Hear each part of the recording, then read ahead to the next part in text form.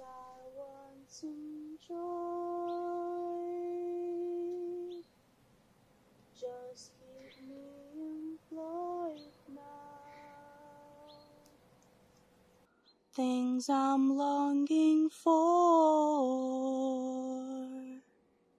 someday I'll be bored of. It's so weird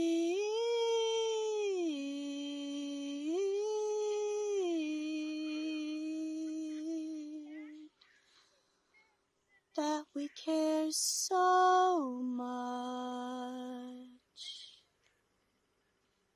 until we don't.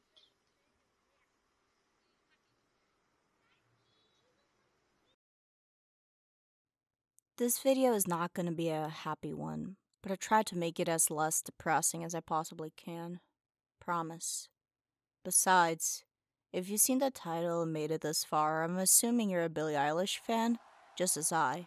So, depressive content isn't necessarily something outside of your alley. So, if you made it this far, I'd like to thank you for doing so.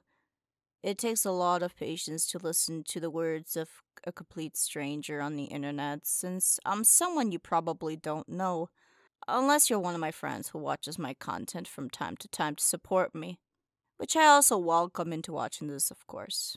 I think I've delayed this quite enough at this point, so let me get back to the topic of this video. So without further ado, this is how the song broke me.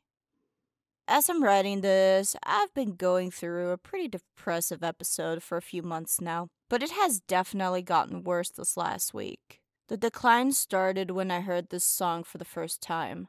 Before that, I had announced that I quit the algorithm on my channel and decided not to upload consistently anymore for the sake of my mental health. After a certain point of doing YouTube nonstop, something that I longed to do and was passionate about, I started to crash and burn to a point that I just couldn't give anymore. I thought that if I just took a break, I would be okay and start making content again. But since I started having more time to think, I became terrified. I started to feel like I didn't want to go back anymore. But that, of course, wasn't the worst part. The worst part was that I didn't want to do anything anymore. Don't get me wrong, I know depression. I knew that in a way, this was all it was. But unlike the depression that I used to have when I was younger, this one was worse. Because at least before, when I used to be stuck at home doing nothing, YouTube kept me alive. Making videos, watching them, joining fandoms, obsessing over games, anime, music, movies, media, all of it. I know a little bit of everything about any type of entertainment there was, and used to be a bit into everything too. It was all I had. It was always all I had. It was my identity. It was the only value I felt I had. So in the last few months, when I started slowing down and thinking, I realized something horrible, excruciating. I got bored of everything. I didn't care about media anymore. As I kept getting older in my life, I stopped having an interest in things and moved on to some kind of similar branch. As a child, cartoons on TV were my life. Then I moved on to YouTube, then anime. I started to read more and also develop a passion for writing and storytelling starting at my preteens. I didn't even care that my stories were garbage because I loved writing them anyway. I started to watch a lot of movies, which got me into theater and then voice acting. I also grew up with the PlayStation 2, so I was big into gaming for the majority of my life. To me, all these things, they formed who I was. But slowly, for the past couple of years, I started not to care for games anymore. Even though so many looked fun to play, I got bored of them easily when I tried playing them. Reading always came and went for me. Right now I'm forcing myself to do it because I know it's one of my healthiest hobbies, but it's still hard regardless. Movies seem to be the easiest to keep up with somehow, so I never had too many issues there. Anime, however, I had a period where I watched anime nonstop for 3 years straight. I watched around 300 series at this point. I basically completed my watch later list. I was obsessed with completionism. Always have been. But I watch so much anime that part of me is sick of it. I enjoy watching it sometimes still, but most of the time, it feels like a job. I watch something, read a review on it, and move on. Mechanically. Never getting attached to anything for too long. Over the years, I piled up ideas for stories I wanted to write.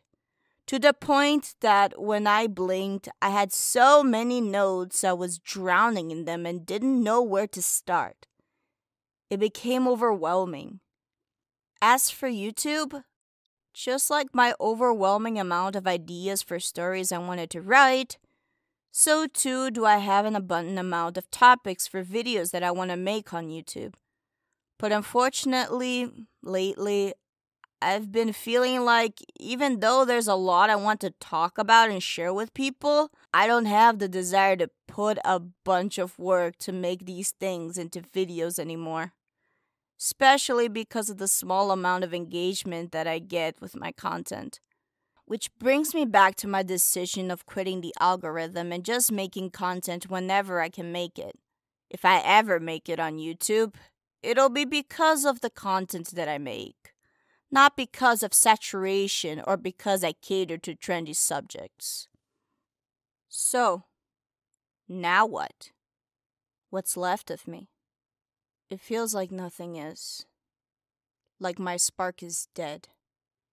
It's not that I've given up per se. I'm constantly trying, but it's like I'm forcing myself to do so. I didn't give up. I got tired, jaded. I stopped caring. And when I realized that, I asked myself, who was I? Who am I?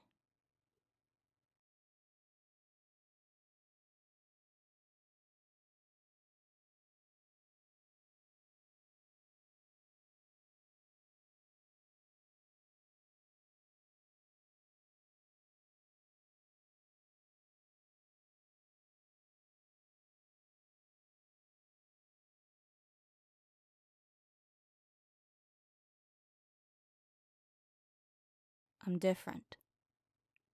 I'm not who I used to be. And honestly, that was an extremely hard pill for me to swallow. Which is actually quite interesting to me because I never felt like I was someone that was scared to change. But when it comes to completely reforming who I am, that just feels like a monstrous existential, cosmic, Lovecraftian creature. I have to fight all of it on my own. Who are these creatures, however? I don't understand them. All I know is that I hate them. But I feel like I have no choice but to confront them. I didn't write this script all in one go. This is all something that I have been slowly thinking about since September of last year. The denial of being different, the change. I got to know these monsters little by little, and I slowly learned their names. One of them I call something that might sound a little bit contradictory when you hear it for the first time. Their name is healing.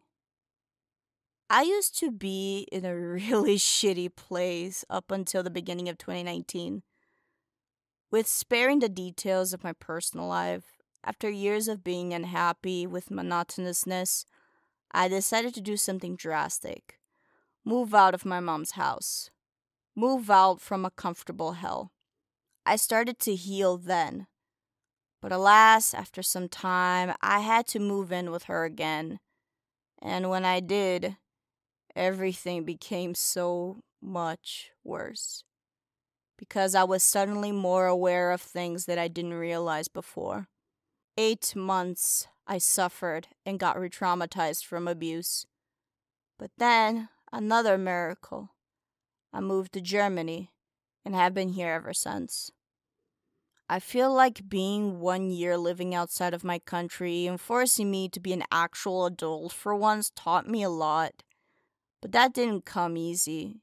It came with a lot of pain, grief, denial, and only now, acceptance. But do you know what's the craziest thing about that? I'm just getting started.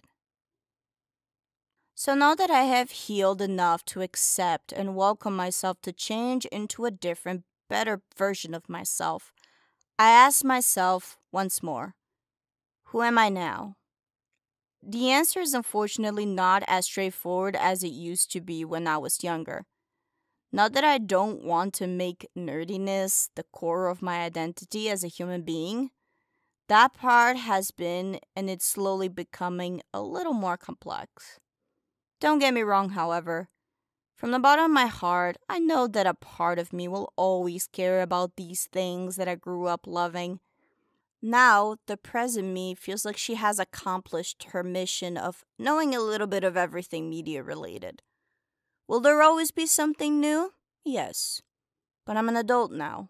There are things that I need to prioritize rather than my pleasure. These things include finding a path that will lead me to a steady career, becoming independent, and following my dreams. I've always been a relatively flexible person when it came to making decisions.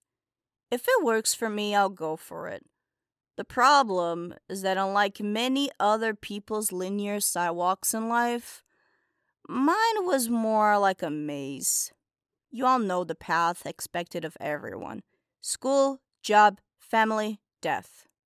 A lot of people get the chance to not have that many things in their way from following that path, other than themselves leaving the norm, of course. Which I think it's a wonderful thing to be able to do, by the way. But my situation was a little bit different, actually. I was someone who actually wanted to follow the norm, wanted to go down in a linear path. I did want to do it my way, of course. Like, for example, I wanted to study abroad. But unfortunately, everything I tried to do failed. Life is unpredictable for many of us, but I always feel like the curveballs directed at me were just straight up bullshit. But all the bad things aside, I'm grateful for it now more than ever, because it has led me to a beautiful position in my life that other people don't have the chance to get. So despite everything, I feel like after a very long time of being in a horrible place in life, and even despite still having so many mental issues and problems in my life, I do feel happy. But there is still lots of work to be done before I become an independent adult, which is, right now, what I want the core of my identity to become. So what are the specific personality elements that I want to acquire to get there? It's quite simple, really. I want to become a more healthy, routine-oriented person. I want to be productive in my career choice and passions, which include, if you might have guessed by all the thematics of this video, studying more to become a psychologist. Or, at the very least, get a career in something that I more or less enjoy that pays me relatively well so that I can sustain myself financially without needing anyone else. And, in regards to my dream, well, I have had many throughout my life, but I feel like the one that never left my heart was becoming a writer. It's still something I want to achieve. On one hand, I've been writing a lot more since last year than I've ever had in my life. Like actual projects, not just ideas or YouTube scripts. But on the other hand, I am absolutely nowhere near where I want to be. I want to learn to write for myself more than anyone else. Make artwork for me without comparing myself to others. Which is hard to do when we live in a world that is constantly bombarding you with images and videos about other people's lives and how much better, richer, and happier they are than you. It's a difficult work in process, but my goal is getting to a point where I physically and mentally stop giving a shit and make myself feel full. And I mean that long term, not just the short term satisfaction I felt when I was younger, where all I needed to do to get serotonin was watch YouTube and anime. That's nice every now and then, but it's not going to fill my soul. It's not going to contribute to the development of my person and its well being. And it's definitely not gonna help in creating a mindset where I have genuine inner peace and self love. And with that said, that also comes with something else that I'm always terrified of, and that is trying something new. But not just trying it, sticking to it, improving and growing from it. There is another form of art that I want to try and do more often, but I don't do it because I feel this sense of pointlessness and worthlessness. Why would I invest the short amount of time that I have in this world to learn something completely new, from scratch, when there are already so many people that are good at it? Infinitely more so than I could ever be, even if I tried.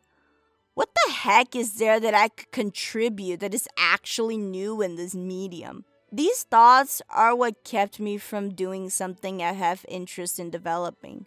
Honestly, I just want to make cute, simple art. I don't have an ambition to become Michelangelo or Da Vinci with my drawings. I just want them to look nice. But even still, I hesitate. Because I don't think I'm able to make something uniquely cute. But despite that, I have an interest and desire. So logically, I know that that's reason enough to invest in it. So hopefully I'll start feeling it soon as well. So with all this established, I ask again, who am I? Who was I? And who will I become? Am I truly a completely different person from before because I don't value the same things as strongly? Am I betraying my younger self by leaving her behind? Am I killing her by moving on and killing the aspirations of that little girl that wished for nothing else than fame and glory in her specific vision and took nothing less? I've been asking myself those questions a lot lately. I was afraid of these things. I care about younger me and what she cared about, but the truth is, I'm still her, but I'm also not. Are you all familiar with the sheep of Theseus? If not, it's pretty simple to explain. The sheep of Theseus is a thought experiment that raises the question of whether an object that has had all of its components replaced remains fundamentally the same object. Of course, this philosophical concept doesn't necessarily also need to be applied to objects, but people as well. After all, be that we human beings are in constant physical change as well as psychological, we can ponder the question as well. Am I still the same person that I used to be, even though I am made of different things, have different thoughts and points of view, even though I'm older? Yes and no. You are still you, even though you're different. I will always be me, even though I'm older, wiser, and after thinking about it, I realized that that's really the whole point of life. To grow old, and help other people grow old. Because with age comes wisdom, and we should always strive to learn as much as we can in our lives, about everything. When I was in high school, I used to take this advanced art class. It lasted 2 years, and everyone had to have a theme that connected all of their work that they had made by the end of high school. My theme was Humanities Through the Means of Entertainment. When I came up with that title, I realized a couple of things. There were 2 things in the world that gave me fulfillment more than anything else. One was to entertain, to help people laugh, give them some thought or joy, or provide them with something that could lead to joy. The second was to teach. I love helping people, provoke thought, help them think about things that they haven't considered before. If in a time of need or just to add knowledge to their lives that could help them with their well-being of themselves. That's me. That's the essence and core of who I am. And if I could keep doing that for the rest of my life, then hey, I think that maybe, just maybe, I'll be doing alright.